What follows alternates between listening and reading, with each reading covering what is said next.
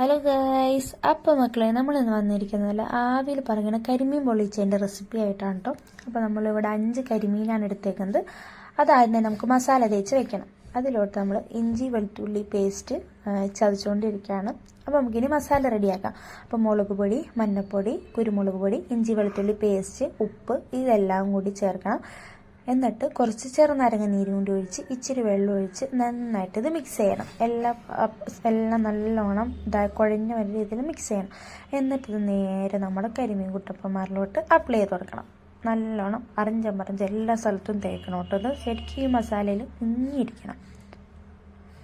അങ്ങനെ നല്ലോണം മിക്സ് ചെയ്തതിന് ശേഷം നമ്മൾ ഈ കരിമീനെ നമ്മൾ റെസ്റ്റ് ചെയ്യാൻ വെക്കണം. ഒരു 2-3 മണിക്കൂറൊക്കെ വെച്ചോ. അതിനുശേഷം നമ്മൾ മസാല ഉണ്ടാക്കാൻ പോവാണ്. അപ്പോൾ നമ്മളിവിടെ 3 സവാള, കുറച്ച് ഉള്ളി, വെളുത്തുള്ളി, ഇഞ്ചി പേസ്റ്റ്, പച്ചമുളക് ഇതാണ് എടുത്തിരിക്കുന്നത്. അപ്പോൾ നമ്മളിതിനെ അടുപ്പ് കത്തിച്ചു, ചട്ടി വെച്ചു. ചട്ടി ചൂടായതിനു ശേഷം വെളിച്ചെണ്ണയാണ് നമ്മൾ എടുത്തിരിക്കുന്നത്. വെളിച്ചെണ്ണ ഒഴിക്കുക. വെളിച്ചെണ്ണ നല്ലോണം ചൂടാവണം കേട്ടോ. വെളിച്ചെണ്ണ നല്ലോണം ചൂടായതിനു ശേഷം നമ്മൾ അരിഞ്ഞ് വെച്ച നമ്മുടെ സവാള ഇട്ട് കൊടുക്കുക. സവാള നേരെ ആ തിളച്ച വെളിച്ചെണ്ണയിലോട്ട് ഇട്ട് കൊടുക്കുക.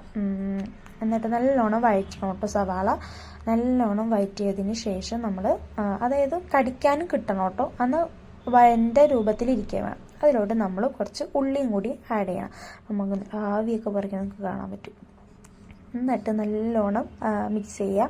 ആ മിക്സിലോട്ട് നമ്മൾ ഇനി ഇഞ്ചി ചതച്ചത്, വെളുത്തുള്ളി ചതച്ചത്, പച്ചമുളക് ഇങ്ങനെ നടുക്കെ കീറിയത് അതിട്ട് കൊടുക്കുക. അത് നല്ലോണം നമ്മളിങ്ങനെ മിക്സ് ചെയ്യുക. ശരിക്കും ഉള്ളി, ഇഞ്ചിയും വെളുത്തുള്ളിയും പച്ചമുളക് എല്ലാം കൂടി നല്ലോണം അങ്ങോട്ട് മിക്സ് ചെയ്ത് കൊടുക്കുക. മിക്സ് ചെയ്തതിന് ശേഷം അത് കുറച്ച് നേരം അടച്ചു വയ്ക്കണം കേട്ടോ. ഇച്ചിരി ഉപ്പും കൂടി ഇടണം, ഞാൻ കാണിക്കാൻ വിട്ടുപോയി. എന്നിട്ട് അതിലോട്ട് നമ്മൾ മുളക് പൊടി ആവശ്യത്തിന് മഞ്ഞൾപ്പൊടി, പിന്നെ കുറച്ച് മല്ലിപ്പൊടി, പിന്നെ നമുക്ക് എരിവ് നമുക്കിപ്പോൾ പച്ചമുളക് മുളക് പൊടി ഇട്ടിട്ടുണ്ട്. അപ്പോൾ നിങ്ങളുടെ ആവശ്യത്തിന് കുറച്ച് കുരുമുളക് പൊടിയും കൂടി അതിലോട്ട് ആഡ് ചെയ്യുക. എന്നിട്ട് നല്ലോണം അങ്ങോട്ട് മിക്സ് ചെയ്യുക. അതായത് ഒരു പച്ചമണം മാറണ വരെയും അതൊന്ന് നിങ്ങൾ മിക്സ് ചെയ്ത് കൊടുക്കണം.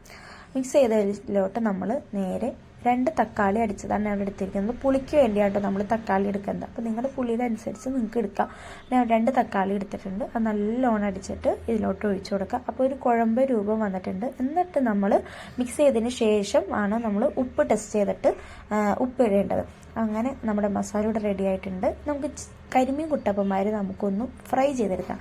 അതിനുവേണ്ടി നമ്മൾ ചട്ടി വയ്ക്കുക, വെളിച്ചെണ്ണ ഒഴിക്കുക. നല്ലോണം ചൂടായതിന് ശേഷം നമ്മൾ ഈ കരിമീനെ ചട്ടിയിലോട്ട് ഇട്ട് കൊടുക്കുക. ഡീപ്പ് ഫ്രൈ അല്ല ചെയ്യേണ്ടത്, ഷാലോ ഫ്രൈ ആണ് ചെയ്യേണ്ടത്. നമ്മളുടെ എല്ലാ കരിമീനും ഇവിടെ നമ്മൾ പൊരിച്ചിട്ടുണ്ട്. ശേഷം വാഴയിലെടുക്കുക. നന്നായിട്ട് കഴുകിയതിന് ശേഷം അടുപ്പിൽ വെച്ച് ഒന്ന് വാട്ടിയെടുക്കണം. അത് കഴിഞ്ഞിട്ട് കുറച്ച് മസാല ആദ്യം വയ്ക്കുക വാഴയിലയിൽ. അത് കഴിഞ്ഞിട്ട് അതിൻ്റെ മുകളിൽ നമ്മുടെ കരിമീൻ കുട്ടപ്പൻ്റെ ഒരെണ്ണം എടുത്ത് വയ്ക്കുക. വീണ്ടും നമ്മൾ കുറച്ച് മസാല അതിൻ്റെ മുകളിൽ വെക്കുക. അതായത് ഇനി വെക്കണ മസാല നമ്മൾ മീനിനെ ശരിക്കും പൊത്തി വെക്കണം കേട്ടോ. എന്നാലാണ് നമുക്ക് ആ ഒരു മസാല മീനിലോട്ട് ശരിക്കും ഇറങ്ങിയാലാണ് നമുക്ക് അത് കഴിക്കുമ്പോൾ നല്ല ടേസ്റ്റ് തോന്നിക്കുള്ളൂ. അങ്ങനെ മൊത്തം പൊത്തിവയ്ക്കുക. നമ്മൾ വാഴയില നല്ലോണം കെട്ടണം കേട്ടോ. നമ്മുടെ ഇഷ്ടത്തിന് ഏത് മോഡലിൽ വേണമെങ്കിലും വാഴയില കെട്ടാം. അങ്ങനെ ഞാൻ ഇവിടെ നൂല് വെച്ചാണ് നമ്മുടെ വാഴയില കെട്ടത്. വാഴയില കെട്ടിയതിന് ശേഷം അപ്പോൾ നമ്മൾ അവിടെ 5 കരിമീനാണ് ഉണ്ടായത്. അപ്പോൾ 5 നമ്മൾ ഇങ്ങനെ വാഴയിലേക്ക് കെട്ടിയിട്ടുണ്ട്. അതിനുശേഷം ഒരു തവ വയ്ക്കുക. അതിലോട്ട് കുറച്ച് എണ്ണ സ്പ്രെഡ് ചെയ്ത് കൊടുക്കാം. ഓരോന്നായിട്ട് വയ്ക്കുക. എന്നിട്ട് മൂടി വെക്കണം കേട്ടോ. കുറച്ച് വെക്കണം. ഇത് അങ്ങനെ മറിച്ചിടുക. അപ്പോൾ നമ്മളിവിടെ 5 ശരിയായിട്ടുണ്ട്. അപ്പോൾ ഇതാണ് നമ്മുടെ കരിമീൻ പൊള്ളിച്ചത്.